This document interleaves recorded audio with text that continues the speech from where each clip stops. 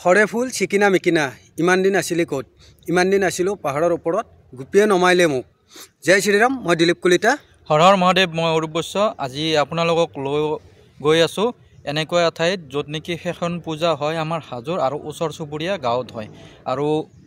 বৰ্তমান আমি ভিডিঅ'টো দিনতে এনেকুৱাকৈ শ্বুট কৰিছোঁ কাৰণ ইন্ট্ৰোটো দিওঁতে গধূলি টাইম হ'ব বাহিৰত দিব নোৱাৰিম সেইকাৰণে দিনৰ ভাগতে কৰিছোঁ আৰু আজি আপোনালোকক লৈ গৈ আছোঁ গধূলি আমি গৈ আছোঁ নয়নপুৰ আৰু তাতে হৈ আছে কাত্যায়নী পূজা মানে চৰাই পূজা আৰু ইয়াৰ গোটেইখিনি সবিশেষ কথা দিলীপ দাই আপোনালোকৰ লগত ভালকৈ দাঙি ধৰিব আৰু আমাৰ চেনেলটো যদি আপোনালোকে ফাৰ্ষ্ট টাইম চাই আছে তেতিয়াহ'লে নিশ্চয় ছাবস্ক্ৰাইব কৰিব আৰু বেলেগলৈ শ্বেয়াৰ কৰিব লাইক কৰিব আৰু ধুনীয়াকৈ এটা কমেণ্ট কৰিব ভিডিঅ'টো কেনেকুৱা লাগিলে বলক তেতিয়াহ'লে বেছি দেৰি নকৰি আমি ভিডিঅ'টো আৰম্ভ কৰোঁ আজি আমি যিখন পূজাত আহিছোঁ এইখন পূজাৰ নাম চৰাই পূজা আৰু এই পূজাখন কামৰূপ জিলাৰ নিজ হাজো গেৰুৱা কুলহেতি এইখিনি ঠাইতহে বেছিকৈ হয় হাজোৰ বিভিন্ন প্ৰান্তত হয় নিজ হাজো যেনে বেজতলা কুমাৰপাৰা পানীপাৰা গণেশতলা ধুপৰগুৰি আৰু বৰ্তমান আমি যিখিনি ঠাইত আছোঁ এইখিনি নয়নপুৰ হাজো নয়নপুৰ আহক আমি এই পূজাখনৰ বিষয়ে জানো যে এই পূজাখন চৰাই পূজা এই চৰাই পূজাখন যিসকলে পাতে সেইসকল ছোৱালী বা মহিলা মানে তিৰোতা এই পূজাখন তিৰোতাবিলাকে নিজৰ স্বামীৰ সুস্বাস্থ্য আৰু দীৰ্ঘজীৱীৰ বাবে কামনা কৰি এই পূজাখন কৰে আৰু যিবিলাক ছোৱালীয়ে পূজাখন কৰে তেওঁলোকে এজন ভাল স্বামী পোৱাৰ বাবে এই পূজাখন কৰে এটা গুপ্ত মতবাদ মতে যেতিয়া ৰামচন্দ্ৰ বনবাসত গৈছিল আৰু সীতাক যেতিয়া ৰাৱণে হৰণ কৰি দিছিল সেই সময়ত ৰাম লক্ষ্মণে সীতাক বিচাৰি গৈ থাকোঁতে যতপক্ষীক পাইছিল ৰাৱণক বাধা দিয়াত ৰাৱণে পাখি কাটি থৈ যায় আৰু সেই যতপক্ষী ৰামচন্দ্ৰক গোটেই কথা বিৱৰি কৈছিল কোৱাৰ পিছত তেওঁৰ মৃত্যুৰ আগমুহূৰ্তত ৰামৰ পৰা শ্ৰী ৰামচন্দ্ৰৰ পৰা এটা বৰ বিচাৰিছিল আৰু সেই বৰটো দিছিল যে তোমাক যিসকল কুমাৰীয়ে যিসকল ছোৱালীয়ে বিয়া নোহোৱা ছোৱালীয়ে তোমাৰ নামত পূজা কৰিব তেওঁলোকে ভাল বৰ পাব ৰামচন্দ্ৰৰ দৰে বৰ পাব আৰু যিসকল তিৰোতাই বিবাহিত তিৰোতাই এই পূজাখন কৰিব তেওঁলোকৰ স্বামীবিলাকৰ দীৰ্ঘজীৱী হ'ব আৰু তেওঁলোক ৰামচন্দ্ৰৰ দৰে চৰিত্ৰ হ'ব বুলি এটা আশীৰ্বাদ দিছিল আৰু সেই প্ৰথাটোক লৈ আজিলৈ বৰ্তমান পূজাখন চলি আছে আমাৰ হাজোত যি নহওক এই পূজাখন যিটো মেইন বস্তু সেইটো হ'ল মাটিৰ চৰাই বনায় আৰু পাহাৰত এটা ফুল পায় যিটোক চৰাই ফুল বুলি কোৱা হয় সেই চৰাই ফুল আৰু সেই মাটিৰ চৰাই বনায় সেই চৰাইৰে বনোৱা হয় আৰু সেই চৰাইটোত আপোনাৰ নীল কুই শাকৰ ৰং এনেধৰণৰ কিছুমান দি পেলাই ধুনীয়াকৈ সজাই পৰাই থয় আহক আমি ভিতৰৰ পূজাখনৰ কাৰণে যাওঁ যিখিনি দিয়ে আমি এই বিষয়ে জানো সেইখিনি ক'লোঁ এতিয়া আমি ভিতৰৰ ফালে যাওঁ পূজাৰীৰ পৰা অকণমান জানি লওঁ আহক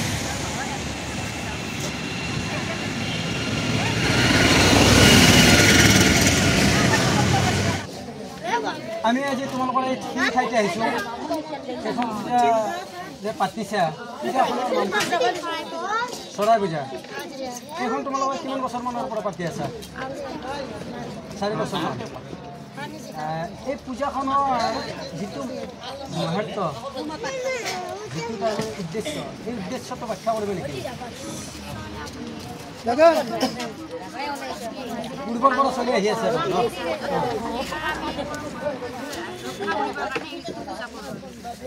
পূৰ্বৰ পৰা পূজাখন চলি আছে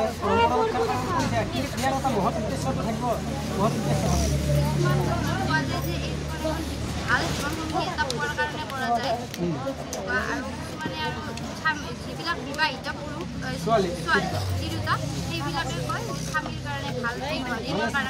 স্বামীৰ দীৰ্ঘজীৱী হয় মংগল হয় ঠিক আছে তোমালোকে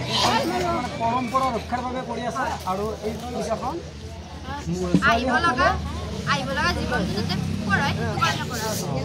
ঠিক আছে এই পূজাখনৰ মেইন সামগ্ৰীবিলাক কি কি অৰূপ ভাইটিক মই অকণমান দেখুৱাবলৈ দিছোঁ যে মাটিৰ চৰাই বনাইছে এওঁলোকে মাটিৰ চৰাইটো দেখুৱাই দিয়ক আৰু কি আছে কাৱৈ মাছ লাগে চৰাইটো পাহাৰৰ পৰা তোমালোকে লৈ আহিছা এইটো সংগ্ৰহ কৰিছা ইয়াৰ উপৰি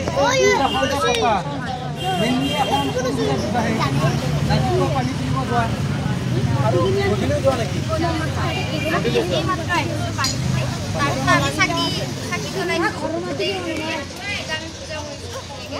আৰু এতিয়া ধৰা বিবাহত যেনেকুৱা কৰি আমি বিয়া এখন পাতিলে যেনেকুৱা কৰি হোম কৰোঁ সেই হোমটো ইয়াতো কৰা হ'ব ইয়াতো কৰা হ'ব তাৰপিছত আমাৰ যিখিনি আলহী অতিথি আহিছে তেনেকুৱাকৈ তেখেতসকলক প্ৰসাদ বিতৰণ কৰা হ'ব এই পূজাখন তোমালোকে জনাত কোন কোন ঠাইত হয় বেছিকৈ আমাৰ হাজো অঞ্চলত বেছি হয় হাজো অঞ্চলতে বেছি হয় ন ঠিক আছে এই পূজাখন হাজো অঞ্চলতে বেছি হয় আৰু এইখন পূজাই হওক চৰাই পূজা ৰাতিপুৱাৰ পৰা মানে তোমালোকে অঁ ৰাতিলৈকে এইটো কৰি থাকিব মানে পূজাখন চলি থাকিব মোটামুটি এটা ডেৰটা লৈ আৰু তাৰপিছত ঘৰে ঘৰে যাবা তাৰপিছত আমাৰ যিখিনি আৰু অতাই দিব লাগিব আমাৰ কিছুমান বস্তু আছে সেইখন আপোনাৰ নাও আছে সেইখন আমি নদীত অতাই দিব লাগিব পূজা শেষ হোৱাৰ পিছত নাওখন অতাই দিব লাগিব আৰু আজি দিনটো তোমালোকৰ খোৱা লোৱা কালি আমি খাইছোঁ হবিজ কৰিছা তাৰপিছত এতিয়া আমি একো খোৱা নাই এই পূজা হোৱাৰ পিছতে আমি তোমালোকে খোৱা লোৱা এতিয়া তোমালোকে এই পূজাখনত যিটো তাৰমানে চিষ্টেম কৰি আছা সৰু সুৰা এখন বিয়াই আৰু হয়নে আৰু তোমালোকে এইটো যে কৰি আছা হাজোৰ এটা পৰম্পৰা ৰক্ষাৰ বাবে নহয় জানো বেছিভাগ হাজোতে আছে গতিকে এই পৰম্পৰাটো ৰক্ষা হৈ যাব তোমালোকে কৰি থাকা তোমালোকৰ পিছত যিবিলাক আহি থাকে ধন্যবাদ এই পূজাখনৰ যিজন পুৰোহিত আছে পুৰোহিতজনৰ পৰা আমি ইয়াৰে বিষয়ে অকণমান জানিলোঁ হয়তো তেখেতে আমাক কোৱা মতে তেখেত প্ৰথমে এইবাৰ কৰিছে তথাপিও তেখেতে যিখিনি জানে আমাৰ আগত কওক আমি তেখেতৰ পৰা আপোনালোকৰ ওচৰলৈ এই ভিডিঅ'টোৰ দ্বাৰাই ইয়াৰে ইতিহাসখিনি নিব বিচাৰিছোঁ বাৰু দেও আপুনি মোৰ নাম ৰমেন শৰ্মা হয় ইয়াত হাজো অঞ্চলত এই চৰাই পূজা আঘোণ মাহৰ পূৰ্ণিমা তিথিত এই তিৰোতা আৰু মহিলাবিলাকে তেওঁলোকৰ নিজৰ উদ্দেশ্য